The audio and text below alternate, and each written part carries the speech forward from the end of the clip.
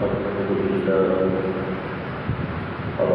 لله رب العالمين والعاقبة للمتقين والصلاة والسلام على سيد الأنبياء والمرسلين ونشهد أن سيدنا وسندنا شفيعنا وكريمنا ورؤوفنا ورحيمنا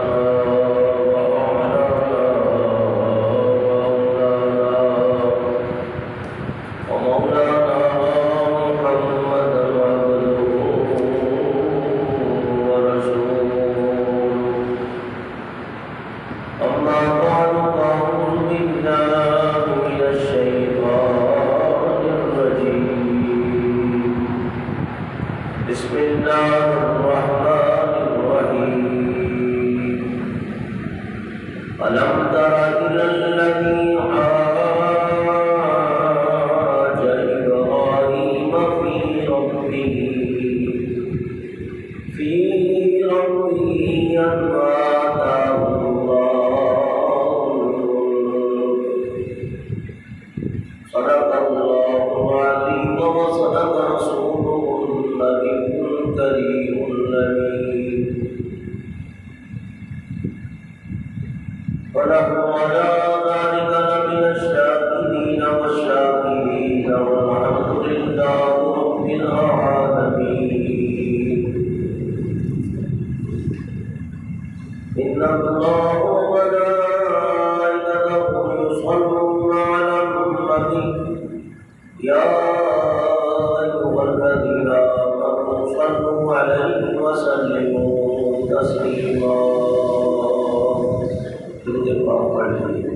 الصلاة والسلام عليك يا سيدي يا رسول الله وعلى آلك وصحبك يا سيدي يا حبيب الله الصلاة والسلام عليك يا رحمة للعالمين وعلى آلك وصحبك يا شفيع المذنبين الصلاة والسلام عليك يا رسول الله وعلى آلك وصحبك يا خير خلق الله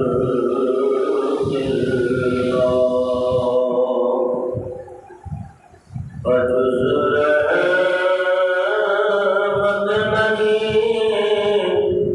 کوئی سہارا یا رسول اللہ فجز رحمت نہیں کوئی سہارا یا رسول اللہ کرم کی بھیک پر میرا گزارا یا رسول اللہ کرم کی بھیک پر میرا گزارا یا رسول اللہ ادھر ہو بہتر سیاہ اور سامنے ہو رحمت عالم ادھر ہو بہتر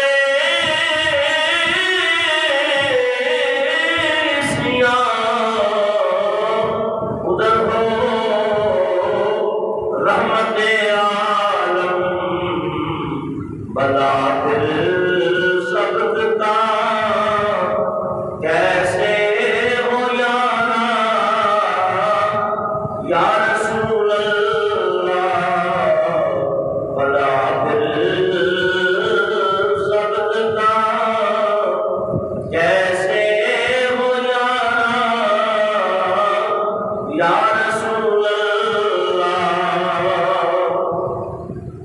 مجھے معلوم ہے اپنے عمر کی تنگ دامانی، مجھے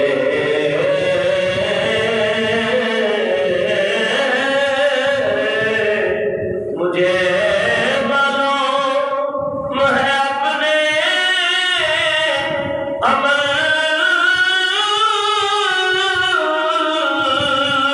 کی تنگ دامانی، فقط ایک نام لب پہ ہے تمہارا یا رسول اللہ، فقط ایک نام لب پہ ہے تمہارا یا رسول اللہ، وجز رحمت نہیں کوئی سہارا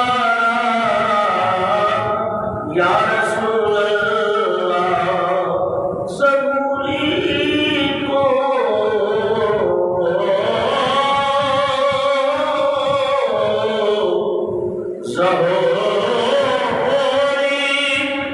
ضروری کو بھی تیرے نام لیوا سے نسبت ہے، رہے نام تجر یہ قسمت تمہارا یا رسول اللہ، رہے نام منتظر یہ قسمت تمہارا یا رسول اللہ۔ حمد و ثنا حضرت مصطفیٰ علیہ السلام۔ سورۃ البقرہ اور آیت کریمہ 258 کا شروع کا حصہ تلاوت کرنے کا شرف حاصل کیا۔ دعا حضرت توجہ آپ بیان کرنے، سمجھنے اور ہم سب کو عمل کی توفیق عطا فرمائے۔ تقریباً 2 جمعوں سے جد الانبیاء حضرت سیدنا ابراہیم خلیل اللہ علیہ السلام کی حیات طیبہ کے اوپر گفتگو ہو رہی ہے۔ ایک جمعہ ولادت اور رب کے بارے میں توحید کے اوپر آپ کے دلائل بیان کیے تھے، اور پچھلے جمعہ مبارک میں نے آپ حضرات کے سامنے بتوں کے توڑنے کا واقعہ اور نمرود کے دربار میں بلا خوف و خطر جانا، اور پھر آپ کے لیے لکڑی کا جمع کیا جانا اور کالے نمرود میں ڈالا جانا بیان کیا تھا، اور ساتھ ساتھ یہ بھی بتایا تھا کہ خلیل اللہ علیہ السلام جو کہ توکل کے اعلیٰ مرتبے اور مقام کے اوپر فیضیاب تھے، ان کے توکل کے اوپر کچھ باتیں کی تھی کہ آپ نے فرشتوں کو بھی منع کر دیا کہ یہ آگ اگر میرے رب کے حکم کے بغیر جل نہیں سکتی ہے تو جس رب کے حکم سے یہ جلی ہے کوئی جانتا ہے اس کیفیت کو، اور وہی میرا بہترین کارساز ہے۔ اور پھر کچھ جانور مثلا شہد کی مکھی اور اندرین نے اپنی محبت کا اظہار کیا، گرگٹ جو دور رہ کے پھوٹے مار رہا تھا اس کی بھی قلبی شرارت اور عداوت اور حماقت بیان کی تھی، اور وہ شہد کی مکھی اور اندرین کا پانی لانا نبی سے محبت، الفت اور عقیدت شرافت وہ چیزیں بیان کی تھی، اور ساتھ ساتھ یہ بھی بتایا تھا کہ صالحین سے جو انسان تو انسان، جنات تو جنات، فرشتے تو فرشتے، جانور بھی اللہ کے نبیوں سے پیار کرتے ہیں، ولیوں سے پیار کرتے ہیں، اور بہت سارے ایسے واقعات پہلے بیان ہو چکے کہ کچھ جانور اچھی نسبتوں کی وجہ سے جنتی ہو جاتے، جیسے اصحاب کہف کا ہوتا سلیمان علیہ السلام جو تھی، وہ محمود ہاتھی جس نے افراد سپاہی اور افراد جس کے اوپر سوار ہو کے کیا، اور اس نے کعبہ اللہ کی طرف بڑھنے سے انکار کیا۔ اسی طرح نبی پاک صلی اللہ علیہ وسلم کی سواری، وہ جس پہ سوار ہوئے، تو یہ تقریباً 8 قسم کے جانور ہیں۔ صاحبزادہ ابن حسن زیدی کی کتاب ہے نسبت باعث جنت، اس کے اندر انہوں نے لکھا کہ یہ اچھی نسبتوں کی وجہ سے یہ جنتی ہو گئے، تو اس لیے فرمایا کہ صالحین سے محبت کرنی چاہیے، پیار اور عقیدت رکھنا چاہیے۔ اور نمرود نے حضرت ابراہیم علیہ السلام کو بڑھتی ہوئی آگ میں ڈالا، نتیجہ کیا نکلا؟ اللہ فرماتا ہے قُلْنَا يَا نَارُ كُونِي بَرْدًا وَسَلَامًا عَلَىٰ إِبْرَاهِيمَ، اور ہم نے حکم دیا، ہم نے کہہ دیا اے آگ ٹھنڈی ہو جائے ابراہیم پر، وسلامًا، اور سلامتی والی ہو جا علی ابراہیم، حضرت ابراہیم علیہ السلام پر۔ تو آگ ٹھنڈی ہو گئی، اور آگ بچنے سے جلنے سے اللہ نے آگ کو بچا دیا۔ خلیل اللہ کو اس نے بڑھتی نار میں ڈالا، خلیل اللہ کو اس نے بڑھتی نار میں ڈالا، اللہ نے نمرود کا منہ کر دیا کالا، یعنی وہ جلانا چاہتا تھا اور رب بچانا چاہتا تھا، وہ اپنی تبدو کرتا رہا، اور ادھر اللہ تعالیٰ کے کرم ہو گئے۔ خلیل اللہ کو اس رات کے انبار میں پھینکا، کھلے توحید گویا تختہ گلزار میں پھینکا، بدوے کار آج بھی آیا وہ نور پیشانی، کوئی آگ ایک پل میں کوثر و تسنیم کا پانی، یعنی وہ نور آج بھی آگے آ گیا۔ کون سا نور تھا؟ سرکار دو عالم نور مجسم صلی اللہ تعالی علیہ وسلم کا نور۔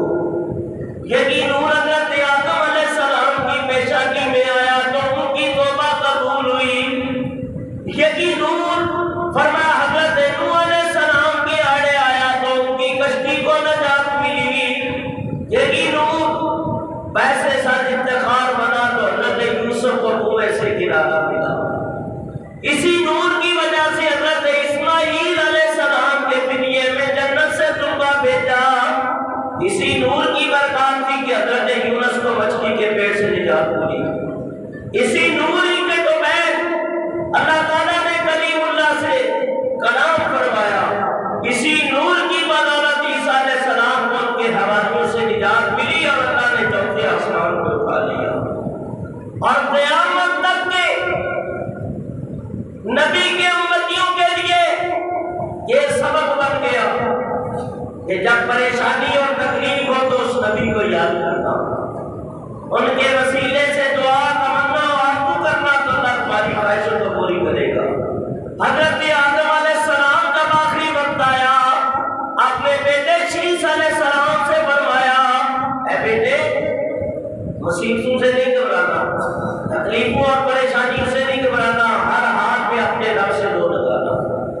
اور جب مصیبتیں اور تکلیفیں آئے تو پیغمبر آخر الزمان سے کثرت سے ان پہ درود پڑھنا۔ اس کی ابا جان وہ کون ہے؟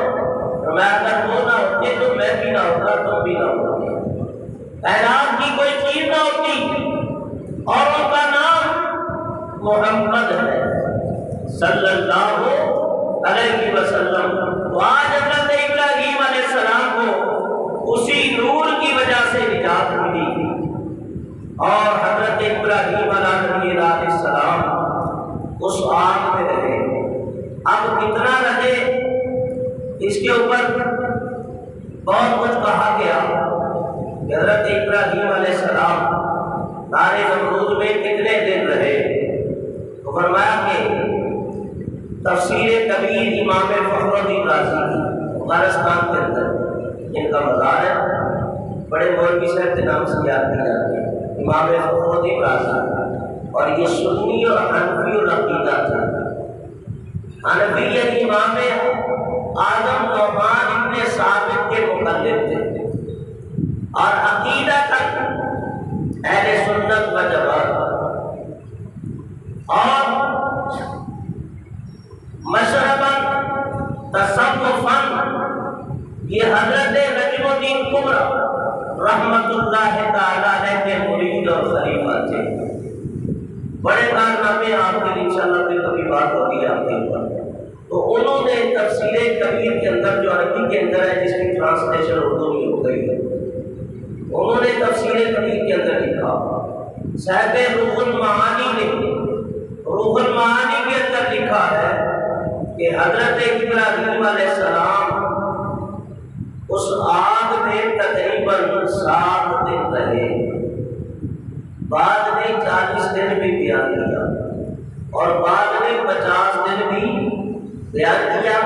تینوں روایتیں ہیں جو میں نے ساری آپ کے سامنے رکھ دی ہیں، جو بھی ہے اللہ عالم و رسول اللہ اس کا رسول بہتر جانتا۔ فرعون نمرود نے جب دیکھا کہ آگ ٹھنڈی ہو گئی ہے اور ابراہیم علیہ السلام بھی سلامت ہے، تخت بھی بچھا ہوا ہے، جنتی قمیر بھی پہنا دی گئی، ان کا ہم شکل فرشتہ بھی بھیج دیا گیا اندر سے، اور دیگر خود بھی کھلے ہوئے ہیں، جنتی نعمتیں بھی مہیا ہے، اور فرشتے پنکھوں سے ہوا دے رہے۔ تو عجیب منظر اور کیفیت دیکھی تو وہ بڑا بے چین اور مضطرب ہوا۔ کہا ابراہیم یہ تیرے ساتھ میرا شکل کون ہے؟ کہا یہ مالک الظل ہے، یعنی یہ سائے کا فرشتہ ہے۔ تو یہ اللہ نے میری دل جوئی کے لیے اسے بھیج دیا ہے۔ تو یاد رکھو جو اللہ کے لیے جیتے ہیں اور اللہ کے لیے مرتے ہیں اور اللہ کے لیے اپنی زندگی گزارتے ہیں، اللہ ان کے لیے فرشتے بھیجتا ہے۔ کیا بھیجتا ہے؟ میری بات نہیں بلکہ قرآن کی ہے۔ اللہ تعالیٰ ارشاد فرماتا ہے ان الذین قالوا ربنا اللہ ثم استقاموا تتنزل علیہم الملائکہ،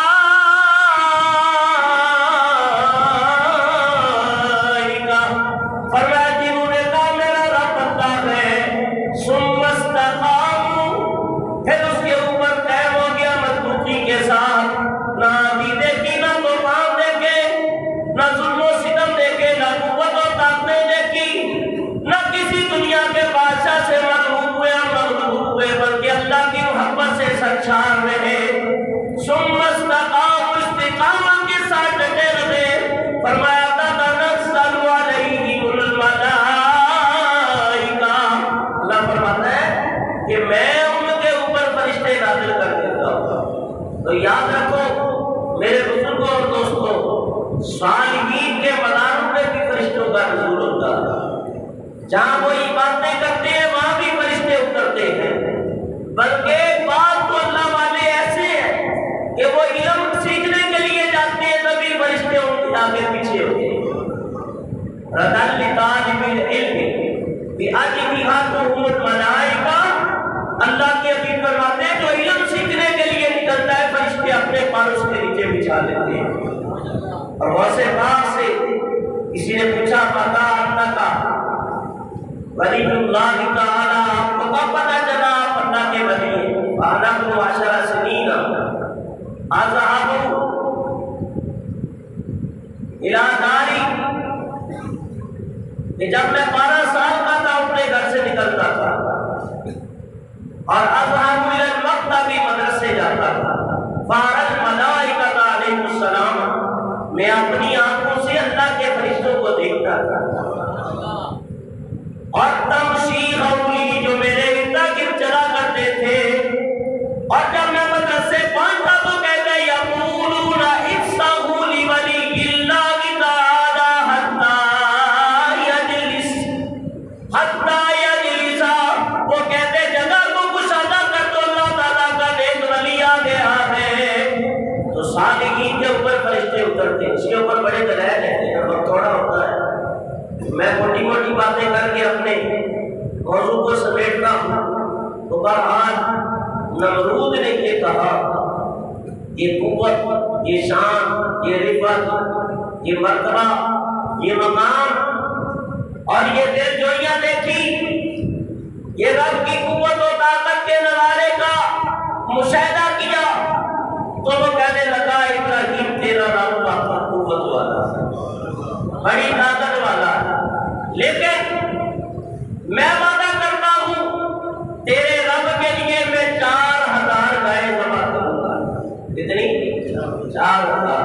آپ نے فرمایا یاد رکھ بادشاہ اگر تو کلمہ پڑھ لے تو پھر تو تیری قربانی قبول ہے، اگر تو کلمہ نہ پڑھے تو پھر تیری قربانی کا کوئی فائدہ نہیں ہے۔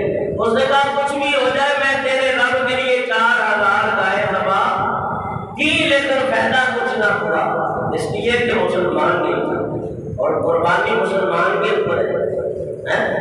تو یاد رکھو حرام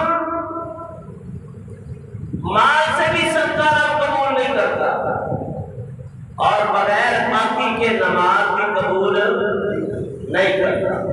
لہٰذا اگر کافر کوئی مسلمان کے ساتھ نیکی کرتا ہے تو اللہ تعالیٰ دنیا میں اس کو اجر دے دیتا ہے کہ یا تو ایمان لانے کی، کلمے پڑھنے کی توفیق دے دیتا ہے، یا دنیا میں اس کا اجر دے دیتا ہے۔ آخرت میں کافر کے لیے کوئی جزا نہیں ہے، جزا ہے تو مسلمان کے لیے، چاہے وہ گناہ گار ہے چاہے وہ نیک ہے۔ گناہ گار ہے تو جزا اس شر کی اس کو ملے گی، اور مسلمان ہے، مومن ہے، نیک ہے، نمازی ہے، متقی ہے، پرہیزگار ہے تو جزا بالخیر ملے گی۔ بہرحال اللہ کے عذاب سے پناہ مانگتے ہیں۔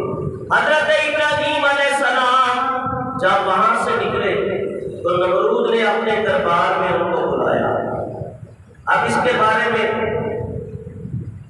معانی نے فرمایا کہ جب آپ کو بلایا گیا تو بادشاہ سے آپ کی بات چیت ہوئی، تو بادشاہ کہنے لگا بھائی تیرا رب شاد وعدہ ہے یہ تو میں نے جان لیا، لیکن یہ بتا آپ ابن کثیر نے قصص الانبیاء میں علامہ سعدی کا قول بھی یہ ہے کہ آپ نے پھر مناظرہ کیا بادشاہ سے،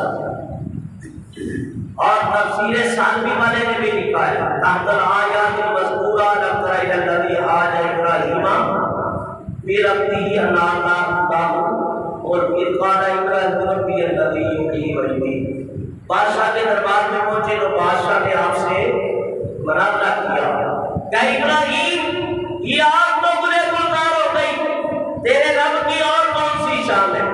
فرمایا لم تر الی الذی حاج ابراہیم فی ربہ ان آتاہ اللہ الملک۔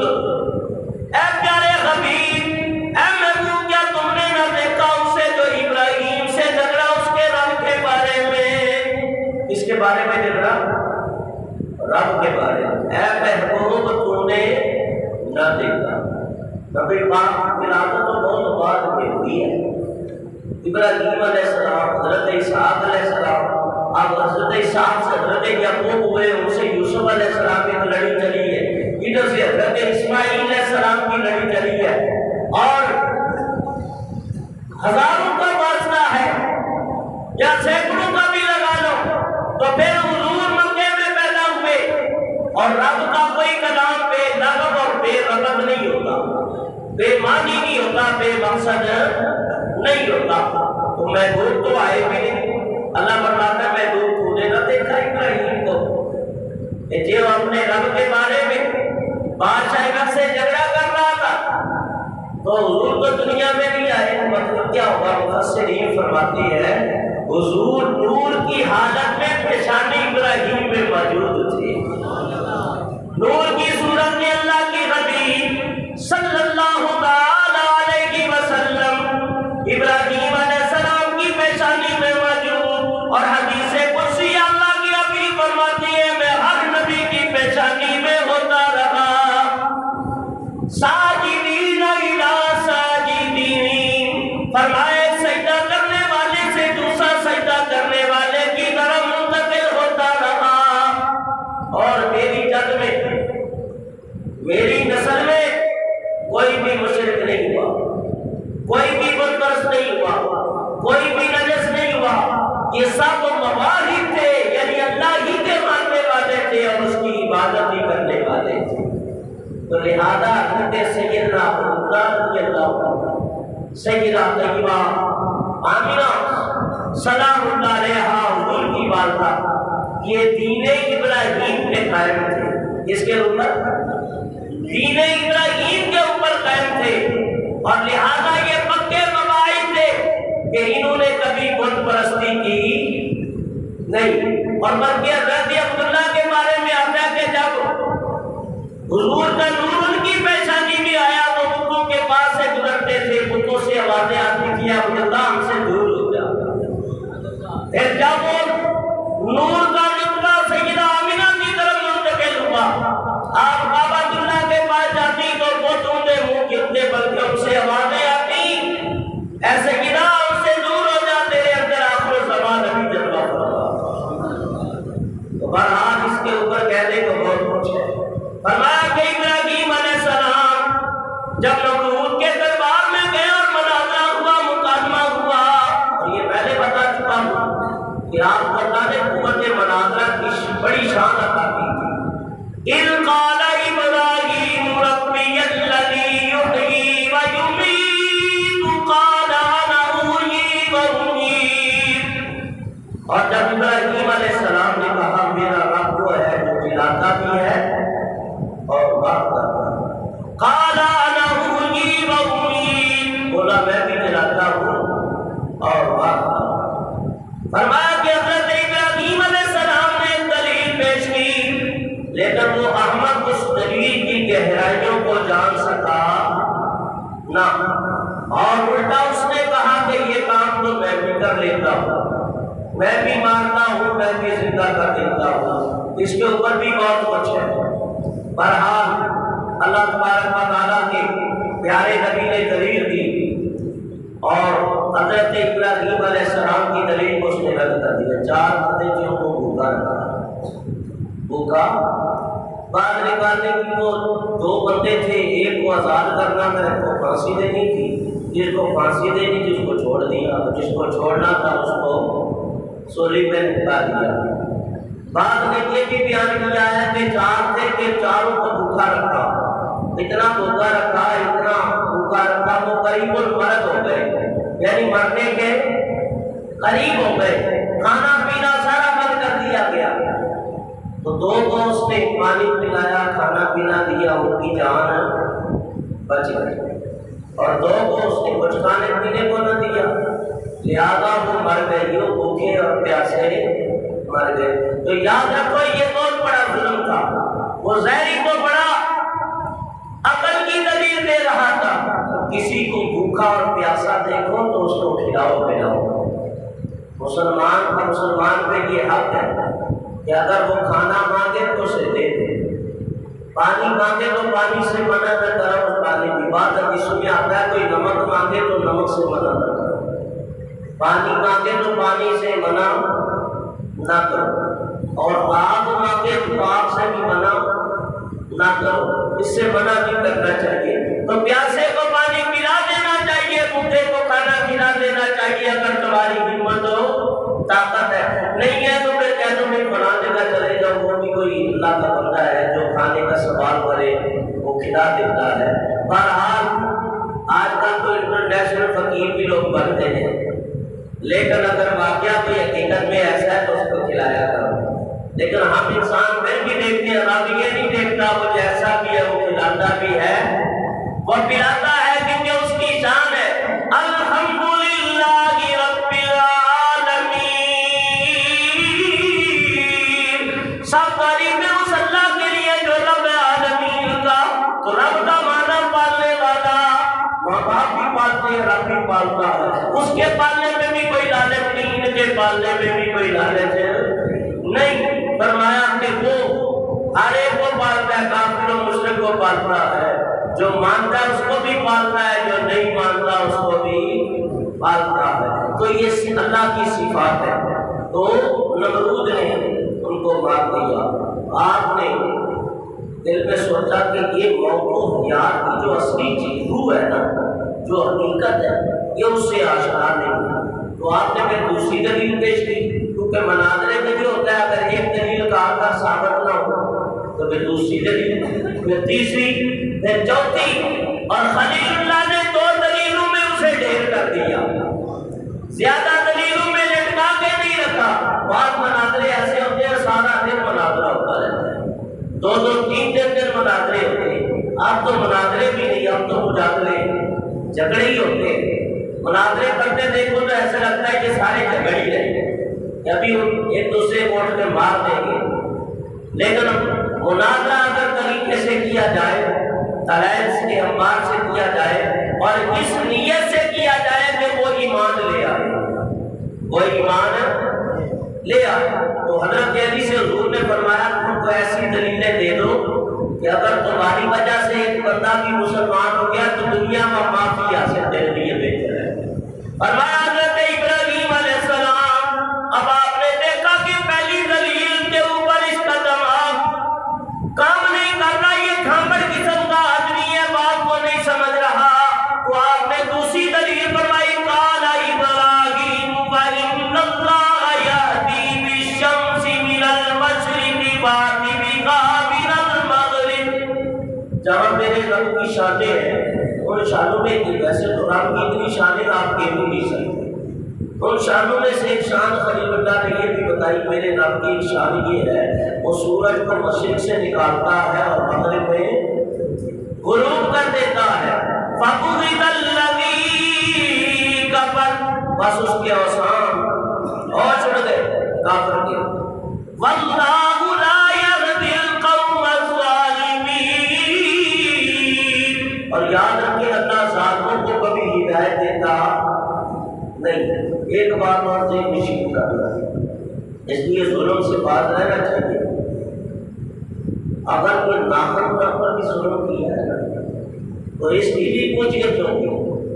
یاد رکھو، یہاں تو کوئی نہیں تم سے پوچھے گا، لیکن وہاں پہ تو نہ پوچھے گا، وہاں تو ججوں سے فیصلے بھی تبدیل نہیں کروا سکے گا، رشوتیں بھی نہیں چلے گی۔ یہاں تو سب کچھ کروا لیتے ہیں، لیکن فرمایا آج عدل و انصاف کی کرسی ہے اور منصف حقیقی رب تبارک و تعالیٰ۔ تو یاد رکھو جو ظلم کرتا ہے، ظلم سے کیا ہوتا ہے؟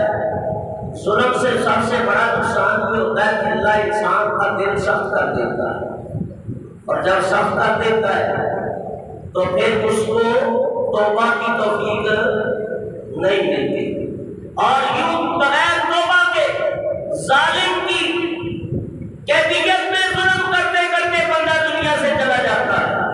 تو یاد رکھو جو ظالم ہوتے ہیں ان کے لیے اللہ تعالیٰ نے فرما دیا قرآن میں کہ یاد رکھو وَلَا تَحْسَبَنَّ اللَّهَ غَافِلًا عَمَّا يَعْمَلُ الظَّالِمُونَ، ظالم جو ظلم کرتے ہیں اللہ کو اس سے بے خبر نہ جانا۔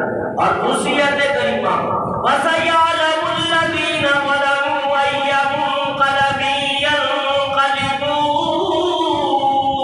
اور ظالم لوگ ان قریب جان لیں گے کہ اللہ کا عذاب کس کروٹ بدلتا ہے، یعنی اللہ ظالم کو چھوڑ تو دیتا ہے لیکن اس کی جب پکڑ کرتا ہے تو پھر اس سے کوئی چھوڑ سکتا نہیں ہے۔ تو اللہ کی پکڑ سے ڈرو ورنہ پکڑ کرے تو میں کہتا ہوں کہ بڑے بڑے نہ چھوٹے، بڑے بڑے پھنس جائے ہیں، اور بڑے بڑے بادشاہ جب وہ پکڑ کرنے میں آئے تو اس کے سامنے بھکاری ان کو بنا کے اپنے سامنے زمین پہ پھراتا پھرے کہ جیو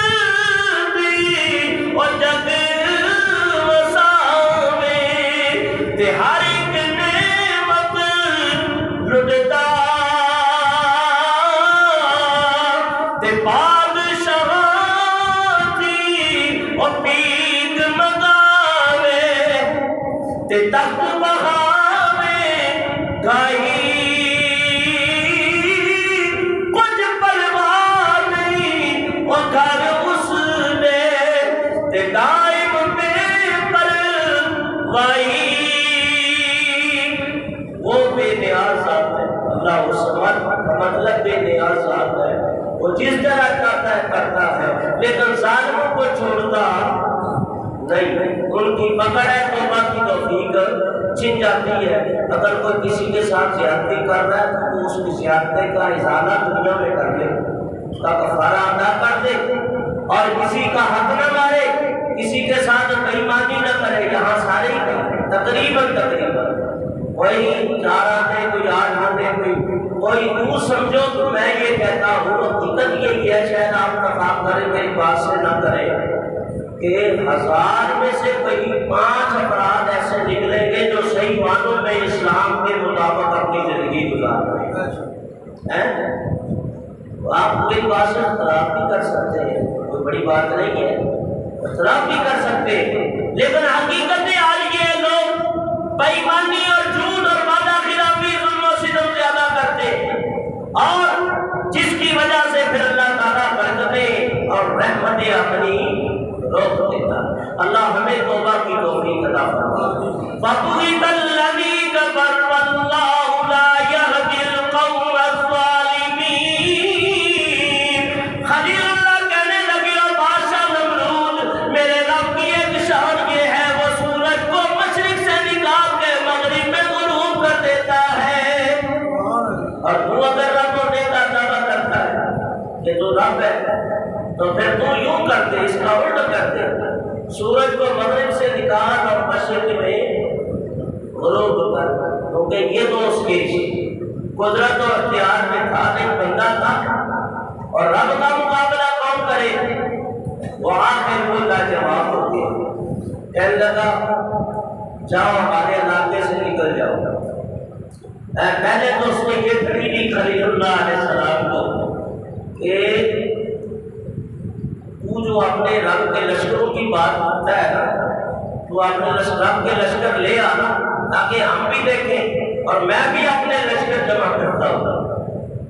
اب بیوہ کوٹ نے یہ نہ سمجھا، طاقت کے گھمنڈ میں انسان بہت کچھ آگے نکل جاتا ہے، اور بہت سارے طاقت کے گھمنڈ میں ہزاروں آدمیوں کو مروا دیتے ہیں، پرواہ نہیں کرتے، جب کرسی چھن جاتی ہے منہ کے بل پڑتے ہیں، پھر اللہ کی پکڑ ہوتی ہے تو پھر روتے اور چلاتے ہیں، سوائے رونے چلانے کے پھر کوئی ہاتھ آنے والا نہیں ہے۔ یہی حالت نمرود کی ہوئی تھی، اس نے اپنے لشکر جمع کیے، کثیر تعداد میں فوجیں جمع کر دی، حضرت ابراہیم کو دھمکی دی کہ تم ہمیں لشکروں کی بات کرتا ہے، میرے رب کے لشکر بڑے ہیں، جنود من جنود اللہ، فرمایا کہ اللہ کے لشکروں کے ساتھ کوئی مقابلہ نہیں کر سکتا، وہ چھوٹا سا لشکر بھی بھیج دے، ادنا سی مخلوق ہے، یا اللہ میں بول میرے خلیل کیا کہتے ہو، یا اللہ اپنے لشکروں میں سے کوئی چھوٹا سا لشکر بھیج دیتا، اسے اپنی قوت و طاقت دکھا دے۔ دعا کی، مچھر آ گئے، ایسے لگتا تھا کہ بادل ہی بادل ہے، کالے سیاہ بادل ہے، اور کہا ایک بادلوں کے اندر میرے رب کا لشکر ہے۔ اس کے فوجی وہ ایک میدان میں جمع تھے، ہتھیاروں کے لحاظ سے حملہ کرنے کے لیے تیار تھے، تو یہ مچھر آئے اور ان کا گوشت چاٹنے لگے اور خون پینے لگے، دیکھتے ہی دیکھتے آنن پانن وہ سارا گوشت بھی چٹ کر گئے اور خون بھی پی گئے، وہ ہڈیوں کے ڈھانچے بنے بنے وہیں گر کے ختم۔ تو اللہ کا ایک چھوٹا سا لشکر مچھر ہے جسے ہم بھی کبھی کبھار لگوٹا سنا ہوتے ہیں، لیکن وہ کبھی ادھر سے کبھی ادھر سے ہے۔ وہ ایک بادشاہ نے کہا تھا کسی اللہ والے سے، اللہ نے مکھی کو کیوں پیدا کیا؟ کہا تیرا غرور توڑنے کے لیے پیدا کیا، آپ نے مکھی کی بیٹھنے دیتا، اللہ نے مکھی تیرے نام کو بٹھا دیا۔ تو بندے کی اوقات کیا ہے؟ بندہ وہی بندہ ہے جو اللہ کا صحیح اپنے مقرر بن جائے۔ یاد رکھو حضرت بابا فرید الدین گنجشکر رحمۃ اللہ تعالی علیہ، آپ فرماتے ہیں 40 سال فرید نے تو وہ کیا جو اللہ کا حکم ہے، جو اللہ کا حکم ہے۔ اب 40 سال بعد مجھے یہ مرتبہ محبوبی مل گیا ہے، جو میں عرض کر دے تو میرا رب وہی کر دے گا، مجھے کو کر بلا دیکھنا کہ ہر تقدیر سے پہلے خدا بندے سے خود پوچھے، بتاتے ہی اگر رضائی کا مسئلہ آ جاتا ہے تو پھر کم خراب ہوتا ہے. لوگ ساتھیوں میں رضائی میں گھسے رہتے ہیں، پھر نماز نہیں پڑھتے ہیں. تو اس سے نکلو اور رضا کی طرف، رضائی سے نکل کے رضا کی طرف آؤ، مقام جنا کی طرف آؤ، روحانیت اور محبت کی طرف آؤ، معرفت اور عقیدت کی طرف آؤ، اللہ کے پیار کی دولت کی طرف آؤ کہ رات کی تاریکی میں جب لوگ سو جائیں تو تم اٹھ کے اس کے حضور سر پر سجود ہو جائے. یہاں تک کہ حضرت خلیل اللہ علیہ السلام، آپ نے دیکھا کہ بادشاہ کے لیے ناک میں ایک 3.5 ٹاپوں والا مچھر گھس گیا. اندر گھس کے اس نے بادشاہ کے دماغ کا، جو کافی موٹا دماغ تھا اور خوب کھا کھا کے بادشاہ نے اس کو پالا ہوا تھا، تو اب اس کو ایسی دولت مل جائے کسی بھوکے کو تو رے رب کا نام وہ پھر چھوڑے. یہاں تک کہ اب کھانا اور چاٹنا شروع کیا، اس کے سر میں درد شروع ہوا. اور پہلے وہ کم کرتا تھا کہ جو میرے بارگاہ میں آئے پہلے سجدہ کرے کہ میں تمہارا رب ہوں. اب سجدے جاتے رہے، تعظیمیں جاتی رہی، ادب جاتے رہے. اتنا بڑا چمڑے کا جوتا تھا، پولیس والوں کے پاس بھی ایسے اٹھا کے کہا جو بادشاہ کے دربار میں آئے پہلے یہ جوتا لے کر اٹھائے اور 4-5 بادشاہ کے سر پہ لگائے. جو اللہ والوں کی قدر نہیں کرتا، بدتمیزیاں بےحدیاں کرتا ہے، اور ان کے پھر یہاں بھی چمچے لگتے ہیں، قبر میں بھی لگتے ہیں. اور حشر کا حساب باقی اللہ تعالیٰ ادب کی دولت نصیب کرے گا. اور خوش بختی ہے ہماری کہ اہل سنت و جماعت کی اللہ نے ہمیں ادب کی دولت عطا فرمائی ہے. اور میں جب موت کے قریب ہوتے ہیں، جب موت کے پڑھیے، جب موت کے قریب ہوتے ہیں، وہ بھی لمحے، وہ بھی لمحے عجیب ہوتے ہیں، جب موت کے. اور خوش نصیبی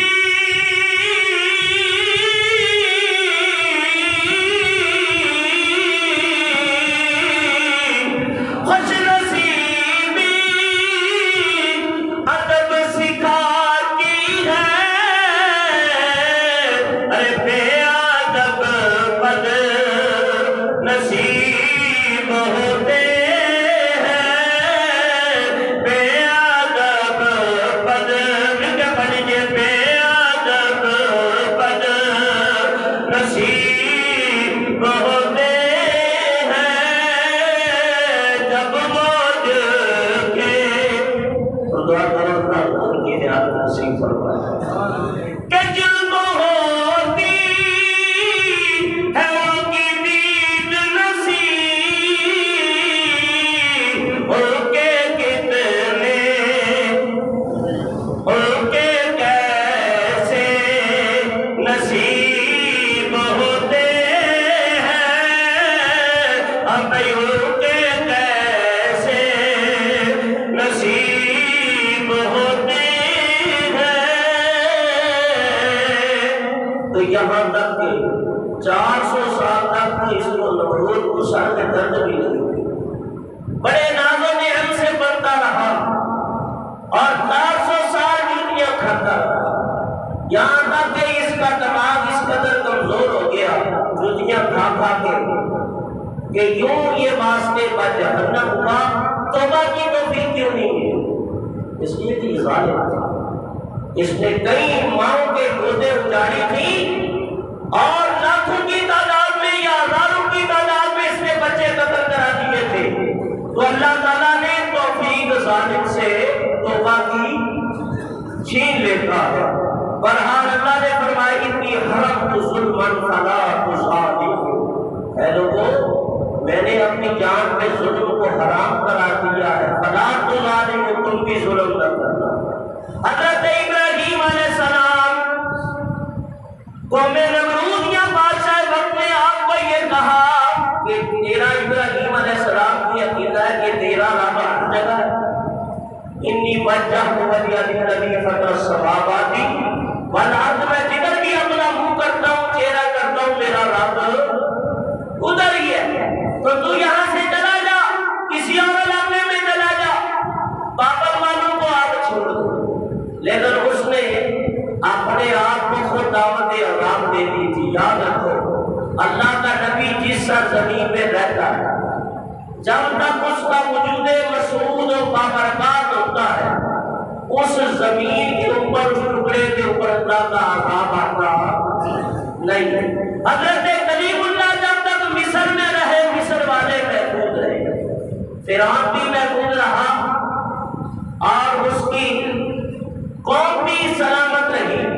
جیسے کلیم اللہ چھوڑ کر نکلے، اپنے مسلمان بھائیوں کو لے کے نکلے، تو نمرود فرعون مارا گیا کہ نہیں مارا گیا؟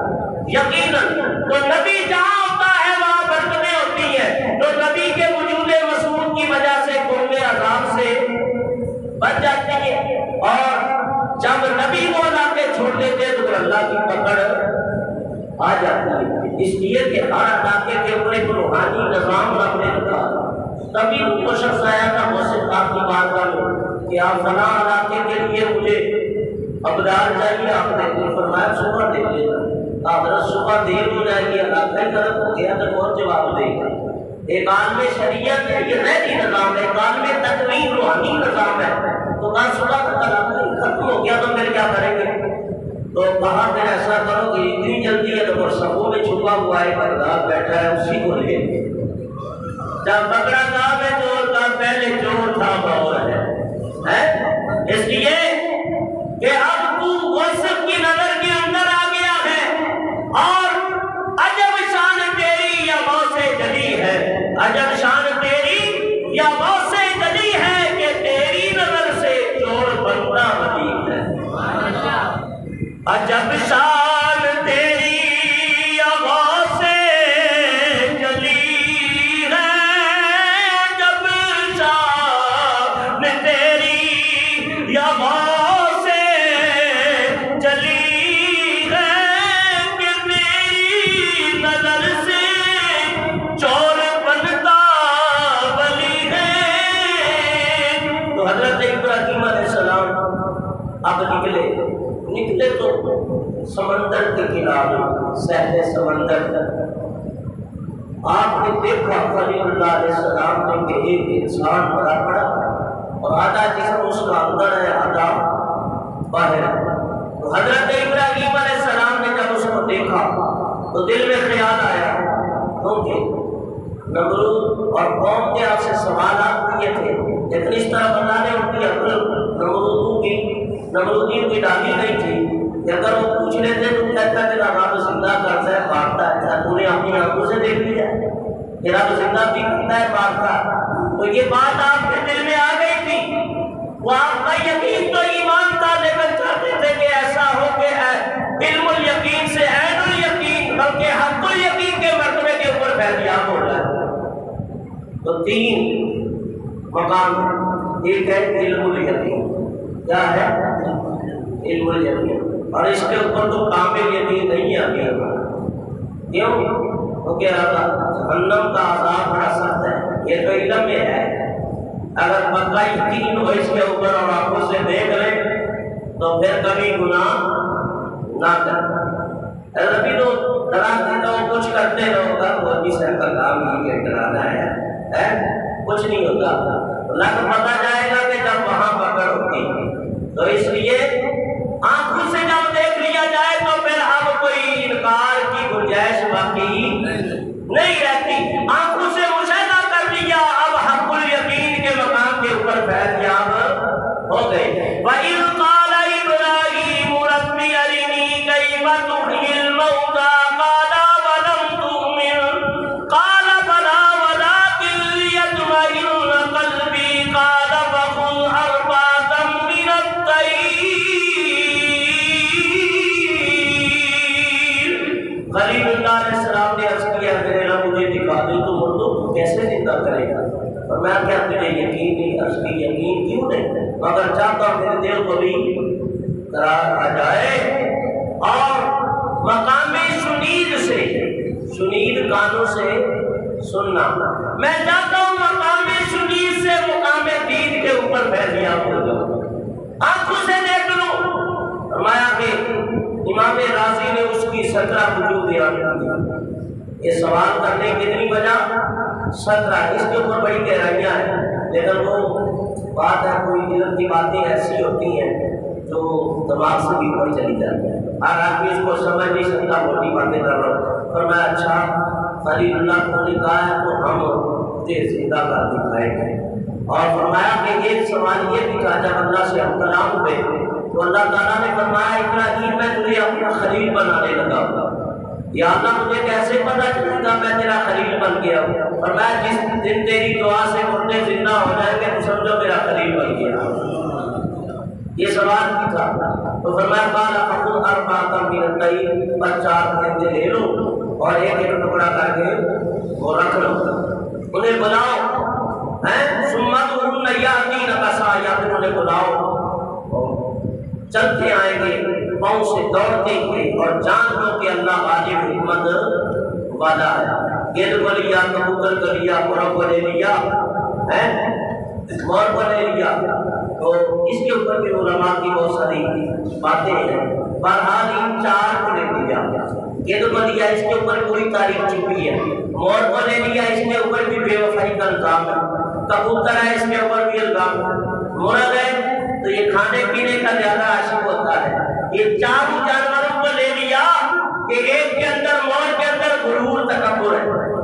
یا اپنے حسن کے اوپر اس نے بڑا ناز کیا کہ فرشتوں نے اس کے بارے بھی چھین لیے، کیونکہ جب اس نے شیطان کو سانپ کے ساتھ مل کے جنت کے اندر لے گیا تو اس کے پاؤں ایسے نہیں تھے. پھر اللہ کی پکڑ آئی کہ پاؤں کی خوبصورتی بھی سونے کے تاج اس کے سر کے اوپر تھے. فرشتوں نے خود پہنچے پر بھی نوچ لیے، بڑی مشکل سے جال بچا کے نکلائی. تو کہا مور کو بھی لے لو، اس کو بڑا حسن پہ تکبر ہے کہ مردار کھانے میں بڑی بات ہے. جہاں پتہ چلے مردار ہے تو انسان بھی مردار کھاتے ہیں. انسان بھی تو نبی پاک علیہ السلام نے فرمایا جو اپنے بھائی کی خدمت کرے وہ بھی پوری کرے، وہ بھی سمجھو کہ اگر وہ شریعت کے دائرے میں معاملات نہ ہو تو مردہ بھائی کا گوشت کھاتا ہے. 2 عورتیں آئی حضور کی بارگاہ میں، انہوں نے ایک عورت کی برائی کی. نبی پاک نے فرمایا کہ 2 پیالے دیے، اس کے اندر الٹی کر دو. جب الٹیاں کی تو اس سے گوشت کے لوتھڑے اور خون نکلا. تم نے اپنے بہن کی چوری کی تھی، غیبت کی تھی، لہٰذا دیکھو مردہ بہن کا تم نے گوشت کھا لیا. اور یہ ایسی برائی ہے جس میں ہم سب بھی تقریباً شامل ہیں. علامات والا دین اللہ ہمیں محفوظ فرمائے. اور حضرت امام بخاری فرماتی ہے 62 سال کی عمر پائی ہے، واقعہ بیان کر چکا ہوں. آپ فرماتے ہیں میں نے ساری عمر کسی کی غیبت نہیں کی ہے، مجھے امید کامل ہے اللہ اس ادا سے میری بخشش فرما دے گا، میری بخشش فرما دے گا. تو فرمایا کسی طرح کبوتر ہے، مرغ ہے، ان کی بھی کہانیاں پیچھے چھپی ہوئی ہیں. تو ان کو لے لیا گیا، ملوث کر لیا گیا اپنے ساتھ. انسیت پیدا ہو گئی، یہاں تک کہ وہ تیار ہو گئے. خلیل اللہ نے انہیں ذبح کر دیا. فرمایا کہ جب ذبح کر لیا ان کے پر اکھاڑ کے گوشت اکٹھا کر کے قیمہ کر کے ایک دوسرے کے اندر خلط ملط کر دیا. اور جب خلط ملط کر کے پھر اللہ تعالیٰ کی طرف سے حکم آیا ہے خلیل اللہ اب ان پرندوں کو تم نے آواز دینی ہے، آواز دینا تیرا کام ہے، ان کو زندہ کرنا میں پروردگار کا کام ہے. تو اس لیے فرمایا ان 4 پرندوں کی جو خصلت ہے اے انسان ان کے اوپر چھری پھیر دے، ان خواہشوں کے اوپر چھری پھیر دے.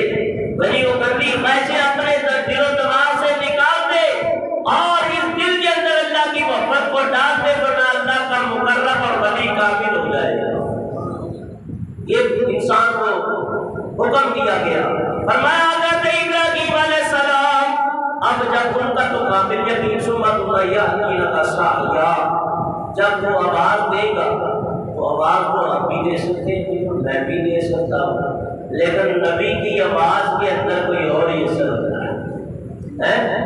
نبی پاک علیہ السلام اثر کی نماز پڑھ کے نکلے، یہودی کہنے لگا میں تو اب آپ کو مانوں کہ سامنے والا درخت چل کے آئے اور آپ کو سلام کرے. آپ کا کلمہ پڑھے، میں مسلمان ہو جائے گا، کہاں ہو جاؤں؟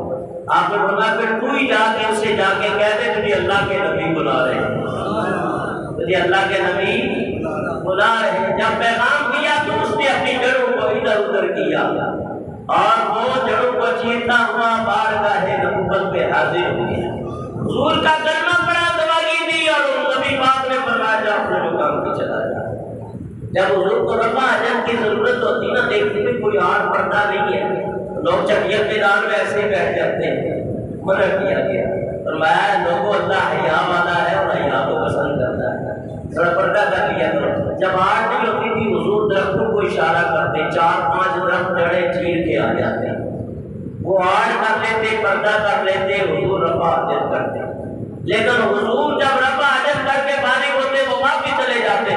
لیکن آج تک آپ کے بدن سے نکلنے والا مواد کسی صحابی نے بھی نہیں دیکھا، اور بارہا دیکھا گیا جس مقام پہ حضور رفع حاجت فرماتے ہیں وہاں سے کوئی بدبو بھی نہیں، کوئی معاملہ بھی نہیں ہے، اور پتہ ہی نہیں چلتا تھا۔ بہرحال وہ تو اللہ کا نور تھے، اور نور سے نور ہی نکلا کرتا ہے جو معاملات ہیں، یہ اللہ اس کے محبوب کی باتیں ہیں۔ بہرحال اللہ تعالیٰ نے درختوں کو بھی حص دی ہے وہ پیغمبروں کی بات، لیکن ہم امتی ہو کے حضور کی باتوں کو بس کچھ ڈال دیتے ہیں، پرواہ بھی نہیں کرتے، تو یاد رکھو پھر اس کا خمیازہ بھی بھگتنا پڑے گا۔ میں تو کہتا ہے ایسے ایسے عاشق گزرے علامہ یوسف نعمانی جیسے مدینہ پاک گئے، جیسے شہر کے اندر قدم رکھا نا واپس لوٹ آئے۔ اس نے کہا حضور کے روزے پہ نہیں جاتے ہو، اللہ کے ولی تھے، اتنی کے بڑے عالم تھے، محدث حدیث مفسر قرآن، کہا کوئی شرم آتی ہے میں حضور کے سامنے چہرہ کون سا لے کے جاؤں؟ ولی ہوتے بھی عاشق ہوتے بھی، اور ہمارے پلے تو کا کیا ہی نہیں، کیا کہا نہ یہ منہ ہے دکھانے کے قابل، نہ یہ منہ ہے منہ لگانے کے قابل۔ خدا را کچھ فکر کرو، خلیل اللہ علیہ السلام کی آواز تھی، ان کے اندر جدائی پیدا ہوئی، حرکات و سکنات پیدا ہوئی، گوشت اب علیحدہ علیحدہ ہوا، کیونکہ چاروں گوشت کھلے ہوئے تھے، اب کوئی کسائی بھی چاروں گوشت کو علیحدہ کر سکتا نہیں ہے قیمہ کرنے کے بعد۔ لیکن تیرے رب کی حکمت ہے جو رب فرماتا ہے بنا خلقناکم وفیہا نعیدکم ومنھا نخرجکم تارۃ اخری، اور لوگوں اسی مٹی سے ہم نے تمہیں پیدا کیا، اسی کی طرف لوٹائے تو دوبارہ اسی سے تمہیں زندہ کر دیں گے۔ تو اللہ کی قدرت پہ مرنے کے بعد اٹھنے پہ انکار کافر اور مشرک کر سکتا ہے، مسلمان کا عقیدہ ہے، اور اللہ نے ایسی نشانیاں دکھا کر بہت کے بعد حیات کی زندگی کی طرف اشارہ کیا۔ وہ 309 سال صحابہ کا غار میں سوتے رہے، اللہ نے ان کو زندہ کر کے دنیا میں یہ مثال بیان کر دیا۔ اور اللہ کی قدرتوں پہ انسان یقین کامل کرے۔ فرمایا کہ وہ گوشت رہتا ہوئے جسم تیار ہوئے، پر بھی آئے اپنے سروں سے آ کے مل گئے، اور فرمایا ابراہیم علیہ السلام وہ اللہ کی طرف سے فرمایا جان لیا خلیل اللہ کہ میں مردے کیسے زندہ کرتا ہوں، مولا میرا کامل یقین کہ میں نے مقام تیر کا نظارہ کر لیا ہے اور آنکھوں سے مشاہدہ کر لیا ہے۔ آگے ایک لمبا چوڑا باب ہے حضرت ابراہیم علیہ السلام کا، اس کے بعد جو واقعات ہوں گے، یہ کعبۃ اللہ، وادی فاران کا آباد ہونا، پانی کا چشمے کا نکلنا، کعبۃ اللہ کی تعمیر، اور حج کے اعلان کا حکم، اور حاجی کی کیا اللہ نے فضیلت رکھی ہے، کیا مرتبہ اور مقام رکھا ہے، وہ بیان ہوگا اگلے جمعے۔ قربانی کے مسائل انشاءاللہ بیان ہوں گے۔ دعا ہے اللہ تعالیٰ ان کلمات کو اپنی بارگاہ میں قبول و منظور فرمائے، اور اللہ تعالیٰ ہم سب کو صالحین کی زندگی سے سبق حاصل کرنے کی توفیق عطا فرمائے۔ واللہ الہادی والمعین وما علینا الا